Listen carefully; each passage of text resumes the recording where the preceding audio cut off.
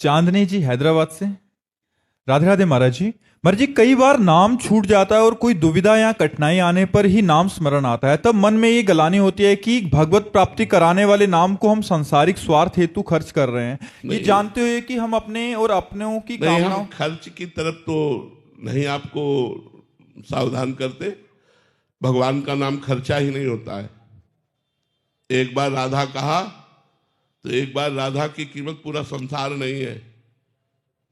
एक राधा नाम की कीमत पूरा संसार नहीं। एक प्रसंग आता है, दो भाई थे, एक का नाम था कर्मचंद्र, एक का नाम धर्मचंद।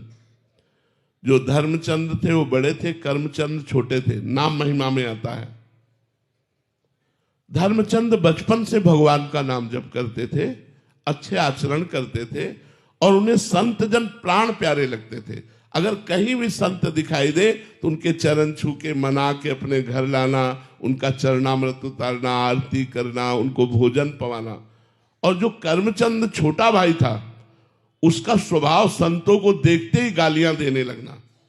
संतों से बड़ी जलन थी और वो शराब पीता, गंदे आचरण करता, बिल्कुल विपरीत। बड़े भाई को बड़ा दुख होता कि एक ही मां के गर्भ से उत्पन्न हुए और ये हमारा छोटा भाई इतने दुष्ट स्वभाव का, इतना पापाचरण करता है, क्या इसका कभी कल्याण होगा? मन में सोचती। तो एक दिन अयोध्या से मंडली गुजर रही थी, तो धर्मचंद का स्वभाव था साष्टांग दंडवत की। पूरी मंडली को निमंत्रण किया घर में। घर में सब संत भोजन पा ही रहे थे कि ऊपर का कमरा उसका था। वो निकला वहीं से, संतों को गालियां देते हुए, अशुद्ध शब्द कहते हुए। संतों ने धर्मचंद की तरफ देखा, उन्होंने हाथ जोड़ा, महाराज ये मेरा छोटा भाई है, ये शराब पीता है, मांस खाता है, व्यभिचार करता है, बहुत पापी है। महाराज आप नाराज मत हुई, इसको चले जाने। वो ऊपर निकल गए। जब सब संत प्रसाद पा चुके तो उन्होंने कहा, क्या मेरे भाई का कल्याण हो सकता है? जो इस तरह का गंदा आचरण करता है, क्या कल्याण हो सकता है? आप सब संतों से विनय है, अगर कोई रास्ता हो तो हमें बताओ। तो जो महंत जी थे उन्होंने कहा, कल्याण हो सकता है, मैं कल्याण करूंगा इसका। सब संतों से कहा, तुम शंखनाद करते हुए घर के बाहर जाओ। तो शंखनाद करते हुए घर के बाहर जाने का इशारा हुआ कि उसने अपने ऊपर वाले कमरे से समझा कि सब संत चले गए। अब वो महंत जी जाके दरवाजा खटखटाए तो उसने समझा भाई है, तुरंत दरवाजा खोल। जे ही खोला तो तगड़े तंदुरुस्त थे, उठाया और पटक दिया उसको, और उसकी छाती में चढ़ के बोले, राम बोल राम। अब वो शराबी आदमी घबरा गया कि अभी इतना तगड़ा महात्मा अगर बैठा रहा तो श्वास रुक जाएगी। तो उसने कहा, राम राम। बस हट गए संत। बोले, जा, ये तेरा कल्याण करेगा और मेरे प्रताप से तुझे ये स्मृति रहेगी कि तू कभी इस नाम को बेचना मत, इसकी कीमत मत लेना। थोड़े दिन में उसको कैंसर हुआ और वो मर गया। मर गया तो यमराज के दूत यमपुरी में ले गए। न्यायाधीश यमराज है। यमराज ने उसका खाता खोला, सब गंदा। एक संत के द्वारा 2 बार राम राम नाम कहाया गया, ये खाते में पॉइंट मिला। अब वो यमराज की खोपड़ी चकरा गई कि 2 बार राम राम का फल इसे क्या दे। उसी जीवात्मा को बुलाया और कहा, बोलो तुमने 2 बार जीवन में राम राम बोला, इसका फल क्या चाहते हो? तो उनका, आप पहले फल तो बताओ इसका क्या होता है। मेरी मति तो काम नहीं कर सकती कि राम नाम का फल क्या होगा, ये शायद देवराज इंद्र बता सकते हैं। तो उसने कहा, हमें साथ ले चलो, इस तुम्हारे भयावने यमपुरी में मैं नहीं रुकूंगा। उसे देवराज की पुरी स्वर्ग में ले गए। देवराज इंद्र से कहा, इस जीवात्मा ने 2 बार राम राम का नाम लिया, उसका फल क्या हो सकता है? देवराज इंद्र ने कहा, मेरी सामर्थ्य नहीं कि मैं बता सकूं, ये भगवान ब्रह्मा जी बता सकते हैं। तो धर्मराज, जीवात्मा और देवराज इंद्र ब्रह्मलोक पहुंचे। ब्रह्मा जी से पूछा कि इस जीवात्मा ने जीवन भर पाप किया, केवल संत के कहलाने से 2 बार राम राम बोला, इसका क्या फल होगा? ब्रह्मा जी भी दाढ़ी खुजलाने लगे कि ये माया में जगत की वस्तुएं तो नाम का फल हो नहीं सकती।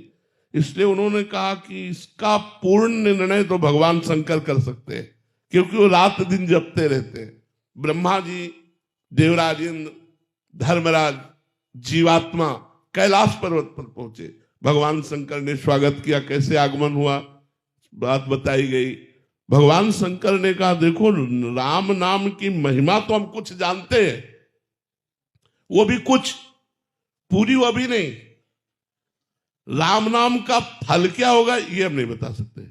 राम नाम की महिमा जानते हैं कि रा बोलकर जहर पी गए और मां बोलकर उसे बंद कर लिया, आज भी गले में, इसलिए नीलकंठ नाम। राम नाम की बड़ी महिमा है, उसको हम गा नहीं सकते पूर्ण रूप से, लेकिन कुछ गा सकते हैं। लेकिन नाम का फल क्या है ये हम नहीं बता सकते। बोले ये तो साक्षात राम जी ही बताएंगे। अब वो जीवात्मा, धर्मराज, देवराज, ब्रह्मा जी, भगवान शंकर साकेतपुरी पहुंचे सिया राम जी के पास। कहा, प्रभु इस जीवात्मा ने जीवन भर पाप किया, एक संत के कहलाने से 2 बार आपका नाम लिया, प्रभु उसका फल क्या हो सकता है? भगवान ने कहा, उसे लाओ और मेरी गोदी में बैठा लो। उस जीवात्मा को गोदी में बैठा ला और कहा, देखो फल तो मैं भी नहीं बता सकता, कहां लगी नाम बढ़ाई, राम न सकहि नाम गुण गाई। लेकिन फल प्रत्यक्ष देख लो कि ये जीव घोर नरकों को भोगता, 2 बार राम राम कहा तो मेरी गोदी में आके बैठ गया, ये फल है। भगवान के नाम का फल ये संसार नहीं हो सकता। तो ये बात कि हम नाम जब खर्चा कर रहे तो नाम जब अविनाशी हो, खर्चा होने वाला नहीं। हाँ ये जरूर है कि हम भूल से असरफी को दे करके और नमक खरीद रहे हैं, ये गलती ना करें। अगर हम अपने नाम को बेचे ना तो हमारा नाम सब कुछ प्रदान करवा देगा, विपत्ति हटा देगा, धन ऐश्वर्य प्रदान कर देगा, सुख शांति दे देगा। 2 बार राम राम कहने से नरक से बच गया, और आप सैकड़ों बार राधा राधा जपते, आपको नरक जाना पड़ेगा, सवाल नहीं उठता। इसलिए आप निर्भय रहिए। हाँ, नाम जितना अधिक से अधिक जप पावे और उसे बचा पावे, तो अपने नाम को भगवान की बैंक में जमा करो। नाम को भगवान की बैंक में कैसे जमा किया जाता है? जैसे हम 1 घंटा नाम जप किए, नाम जपने के बाद कृष्णार्पणम मस्तु, वो भगवान के बैंक में गया। अब आपका वो नाम खर्चा होने वाला नहीं है, उसके ब्याज में आपका काम बनेगा, और मूल में नाम तो भगवान के पास जमा है। अगर इस जन्म में भगवत प्राप्ति नहीं हो पाई तो अगले जन्म में निश्चित भगवत प्राप्ति हो जाएगी। इसलिए खूब नाम जप करो, भाव बने ना बने, श्रद्धा बने ना बने, आनंद आवे ना आवे, डट के कमाई करो। जैसे लोभी पुरुष 12-12 घंटा ओवर टाइम काम करता है कि हमें धन मिल जाएगा, ऐसे हम अधिक से अधिक नाम जब छुपा छुपा के करें, जिससे हमारा मंगल हो जाएगा। निखिल जी गुजरात से, राधे राधे महाराज जी। महाराज जी, सत हरि भजन जगत सब सपना, महाराज जी ये बात कैसे आएगी? जीव का कल्याण कैसे होगा? हाँ, प्रथम जब हम साधु संग करेंगे, द्वितीय जब हम भगवान की कथा सुनते रहेंगे, तृतीय जब हम सदगुरु का वर्ण करके उनके द्वारा बताई हुई उपासना करेंगे, चौथी हम आपस में परस्पर भगवान की वार्ता करेंगे, प्रपंच की नहीं, निंदा नहीं करेंगे किसी की, भगवत वार्ता करेंगे। पांचवी, दृढ़ विश्वास के साथ जो हमें गुरु मंत्र जो नाम मिला है इसी से काम हो जाएगा, ऐसा दृढ़ विश्वास करके हम उसको जपें। छठवीं, शीलवान, गंभीरवान, धैर्यवान और उन कार्यों का त्याग करें जो हमारे भजन के विरोधी कार्य हैं। सातवें, सब में भगवान को देखने की चेष्टा करें और संतों को भगवान से अधिक आदर दें। आठवीं, जैसी परिस्थिति में भगवान ने हमें रखा है वैसी परिस्थिति में हम संतोष धारण करें, भगवान से भी हम चाह न करें परिस्थिति परिवर्तन की। जो परिस्थिति भगवान ने दी है हम उसी परिस्थिति में भजन करें।